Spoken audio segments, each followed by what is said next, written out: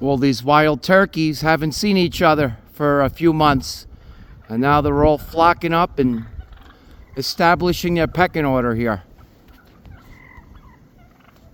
In another week or two from now, they're all going to be going up the mountain here and roosting all together. All right, bye.